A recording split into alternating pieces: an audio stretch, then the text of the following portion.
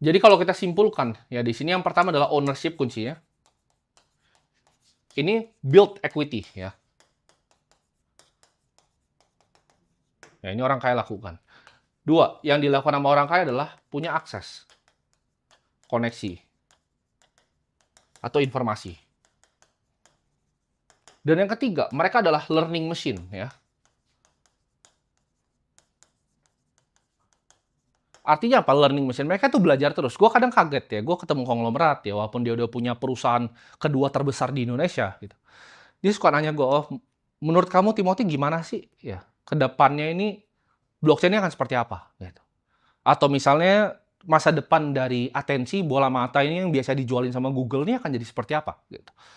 Walaupun dia adalah orang yang sangat hebat gitu, sangat sukses di bidangnya, tapi mereka ini masih mau belajar bahkan dari anak-anak muda kayak gue. Gue bahkan bingung gitu, kenapa konglomerat ini mau belajar? Gitu. Dari situ gue belajar, oh mereka jadi sampai situ karena mereka gak pernah gengsi untuk belajar.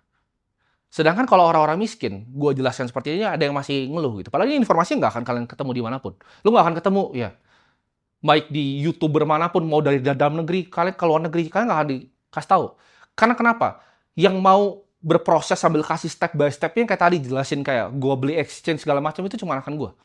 Jadi kalau target kalian tuh mau jadi kaya hanya untuk punya status gitu atau hanya untuk sekedar pamer ke teman-teman kalian, itu hal yang nggak akan pernah tercapai. Ya.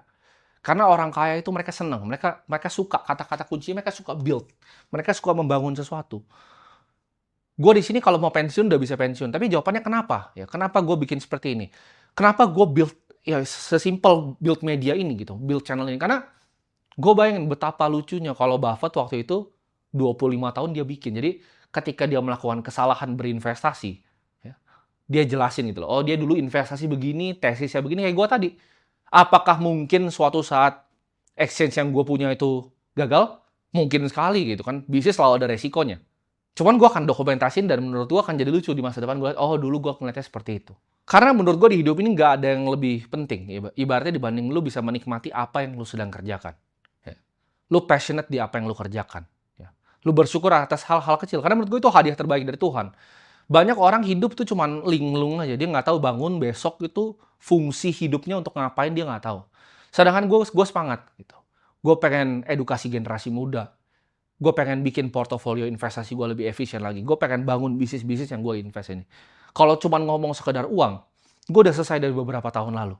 Ya, karena gue pribadi pun hidupnya nggak mahal. Ya. Gue nggak kebanyakan gaya, gue suka makan yang sederhana. Gue nggak suka terlalu aneh-aneh gitu di hidup. Dan gue udah sangat tercukupi. Ya. Dan nextnya ini uang tambahannya cuma game. Ya. Dan di ujung gamenya apa? Ya gue pengen belajarin juga ini semua sambil gue sharing ke kalian. Jadi gue bantu edukasinya melalui digital untuk anak-anak muda yang beruntung, gue sebutnya kalian beruntung loh, masih punya handphone, bisa nonton YouTube. Tapi untuk yang kurang beruntung, edukasinya kan gue sampaikan lewat sekolah-sekolah yang gue sedang bangun sekarang. Ya. Jadi gue akan bangun beberapa sekolah lagi ke depannya, dan gue akan jadiin itu sarana untuk gue bisa sharing gitu. Edukasi gue, walaupun tidak direct melalui gue, tapi gue bisa bikin gitu, dari kurikulumnya seperti apa, dan lain-lain.